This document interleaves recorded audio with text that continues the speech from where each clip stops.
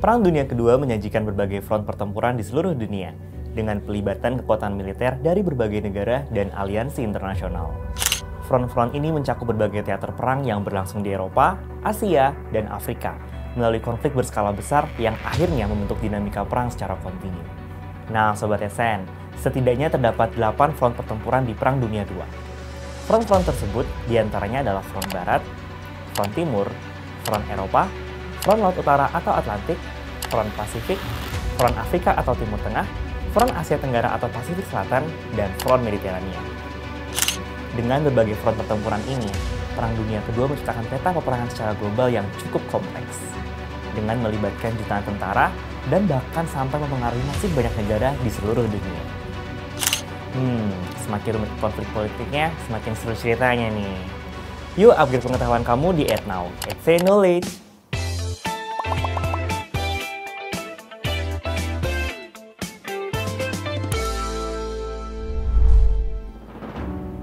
Front Eropa adalah pusat utama konflik dalam Perang Dunia Kedua.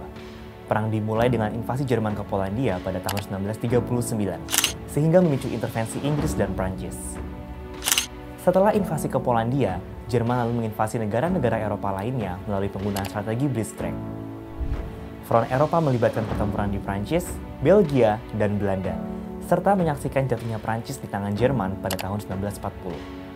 Pada tahun 1941, Jerman menginvasi Uni Soviet, membuka jalan konflik di Front Timur yang menjadi teater perang terbesar dan paling mematikan dalam sejarah. Nah, Front Timur adalah panggung utama pertempuran antara Jerman dan Uni Soviet. Pertempuran ini melibatkan kampanye besar-besaran yang termasuk di dalamnya adalah pertempuran Stalingrad, yang menjadi titik balik dalam perang Jerman di Front Timur. Uni Soviet berhasil membalikkan kemajuan Jerman dan memulai serangkaian serangan balik yang mengantarkannya menuju kemenangan dari Jerman. Front Timur juga menyaksikan pertempuran sengit, dengan kedua belah pihak mengalami kerugian cukup besar. Sementara itu, Front Barat adalah teater perang yang melibatkan pasukan sekutu dan blok poros di Eropa Barat. Momen D-Day, yaitu pendaratan besar-besaran di Normandia pada 6 Juni 1944, membuka jalan bagi sekutu untuk merebut kembali wilayah-wilayah yang saat itu diduduki oleh tentara Jerman di Prancis. Front Barat juga melibatkan pertempuran udara yang intensif antara Angkatan Udara Sekutu dan pasukan tempur Luftwaffe Jerman. Pertempuran di Laut Utara dan Atlantik sendiri merupakan bagian integral dari perang di Front Barat. Pertempuran ini melibatkan konvoi pasukan sekutu yang diserang oleh kapal selam Jerman. Perang konvoi ini turut memainkan peran penting dalam menentukan siapa yang akan memiliki kontrol penuh atas jalur pasokan logistik di perairan Atlantik. Front Pasifik sendiri adalah teater perang di wilayah Asia Pasifik yang melibatkan Jepang dan sekutu, terutama dari sisi Amerika Serikat. Perang di Front Pasifik dimulai dengan serangan Jepang ke Pearl Harbor pada bulan Desember 1941. Pertempuran-pertempuran sengit berikutnya terjadi di Midway, Iwo Jima, serta Okinawa. Nah, pengiriman bom atom di Hiroshima dan Nagasaki oleh Amerika Serikat pada bulan Agustus 1945 merupakan sinyal kuat yang akhirnya mengakhiri perang sengit di Front Pasifik. Front Afrika dan Timur Tengah adalah front tempur yang melibatkan pasukan sekutu, terutama Inggris, yang saling berhadapan dengan pasukan poros di sekitar gurun Afrika Utara. Pada pertengahan tahun 1942, armada sekutu berhasil menangkan pertempuran El Alamein dan mendesak posisi pasukan tempur blok poros di wilayah tersebut. Front Asia Tenggara dan Pasifik Selatan melibatkan serangan Jepang ke berbagai wilayah di Asia Tenggara dan Pasifik Selatan, seperti misalnya Malaya, Filipina, dan Hindia Belanda. Pasukan sekutu, terutama Australia dan Amerika Serikat, berjuang sangat keras untuk menghentikan kemajuan Jepang dan tentunya berusaha merebut kembali wilayah-wilayah yang telah jatuh ke tangan Jepang. Sementara Front Mediterania sendiri melibatkan pertempuran antara pasukan sekutu dan poros di wilayah Mediterania, termasuk agresi militer di Italia dan Yunani. Front ini juga memainkan peran penting dalam kampanye militer di Eropa. Pada senja musim semi tahun 1940, ketika kicauan burung dan bau bunga melanda dataran Eropa, sebuah bayangan mendung tergantung di langit yang cerah. Dalam keheningan yang menyelimuti benua Eropa, muncul raksasa militer Jerman yang akhirnya siap memulai tarian kehancuran mereka. Di markas besar Nazi, tirai perang terbuka dengan penuh semangat. Strategi perang yang efektif diperkenalkan oleh Jerman, disebut sebagai Blitzkrieg atau seni perang kilat yang menyatukan gerakan cepat, koordinasi pasukan udara dan darat, serta taktik invasi mendalam. Fase ini akan menjadi awal dari pembentukan Front Barat yang kelak akan menjadi medan perang yang dipenuhi intrik dan tragedi. Pada suatu pagi, ketika embun masih menempel di dedaunan, pasukan Jerman meluncurkan invasi ke Denmark dan Norwegia pada tanggal 9 April 1940. Gerakan ini, selain bertujuan merebut kekuatan strategis Eropa Utara, juga bermaksud untuk memutus jalur pasukan besi ke Jerman. Setelah memetik kemenangan di wilayah utara, matahari terbit kembali menyinari keberhasilan Jerman dalam melancarkan serangan lanjutan terhadap Belgia, Belanda, dan Prancis pada tanggal 10 Mei 1940. Pihak sekutu, terutama Prancis dan Inggris, yang menempatkan keyakinan mereka pada garis pertahanan Maginot, sangatlah terkejut oleh manuver kilat yang luar biasa ini. Suara senjata dan derap langkah pasukan Jerman berhasil menghiasi pagi yang kelam itu menjadi lebih muram. Bukan hanya agresi militer yang mengejutkan, namun kota-kota tersebut juga diinvasi dan pertahanan sekutu dihancurkan secara total. Di antara hutan-hutan Belgia, pasukan Jerman melancarkan serangan di kota Sedan.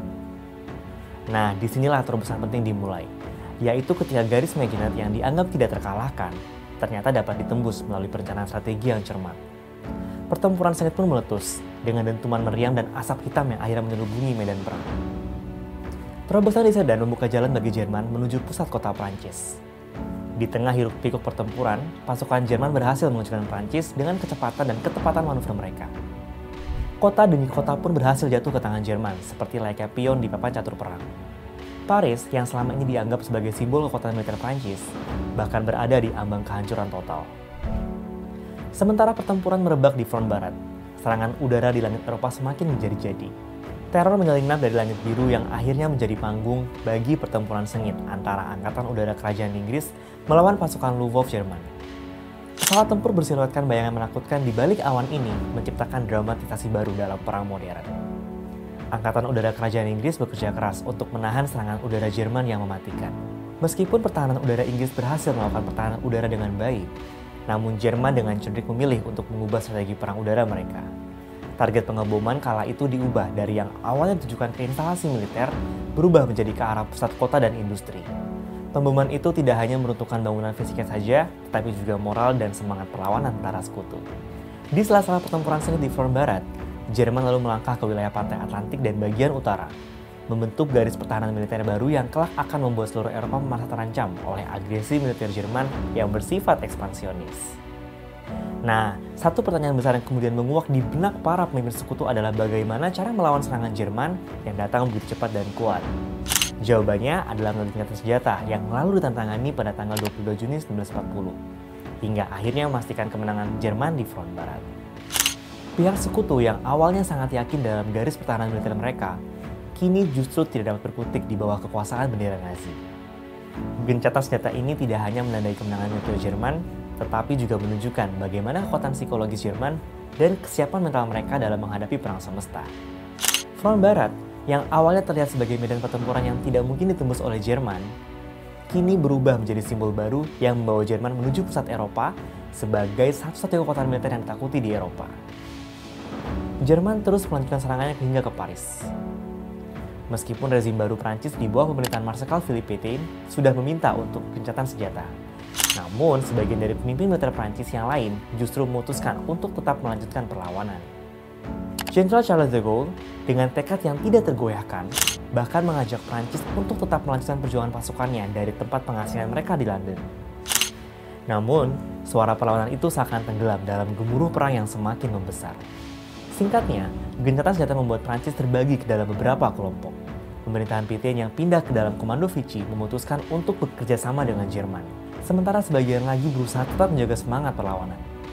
Secara moral, situasi ini tentunya sangat memukul pasukan Prancis, yang dulunya menjadi salah satu kekuatan utama di Eropa, namun kini harus berlutut di bawah kekuasaan Jerman.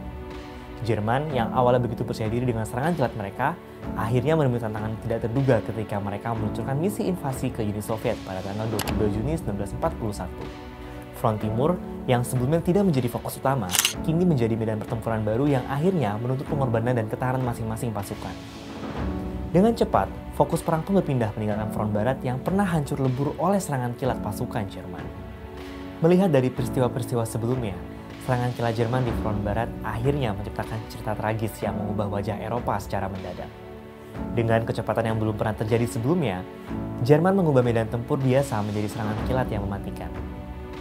Kota-kota di Eropa jatuh satu persatu, dan pasukan sekutu yang saat itu terkepung di Dunkirk pun menghadapi malapetaka. Evakuasi Dunkirk yang pada akhirnya berhasil menyelamatkan lebih dari 330.000 tentara sekutu, menjadi sorotan jelas dalam badai kehancuran yang melanda Eropa. Meskipun kalah secara matematis, namun sekutu menunjukkan bahwa keberanian dan tekad yang kuat dapat menjadi motivasi yang kuat untuk terus bertahan. Evakuasi Dunkirk tersebut, meskipun menandai keberhasilan militer Jerman, namun juga menjadi momentum perubahan di mana dunia menyaksikan bahwa perlawanan masih mungkin dilakukan bahkan di tengah kalahan yang semakin dekat sekalipun. Jerman, setelah meraih kemenangan gemilang di front barat, kemudian melanjutkan serangannya ke wilayah timur dan selatan. Peta perang berkembang semakin kompleks, dan front timur menjadi saksi dari kegigihan dan kekejaman yang belum pernah terbayangkan sebelumnya. Serangan kilat Jerman di front barat akhirnya menjadi babak awal dari sebuah epik tragis selama Perang Dunia Kedua. Dari pertempuran di kebun-kebun Belgia hingga jalan berbatu di Paris, cerita ini adalah pengingat tentang bagaimana militer Jerman berhasil memporak-porandakan benua Eropa. Nah, gimana Sobat Adsense? Rasa penasaran kamu sudah terjawab? Jangan lupa untuk follow semua media sosial adsense.id. Sampai jumpa di tema menarik di episode berikutnya. Salam pintar!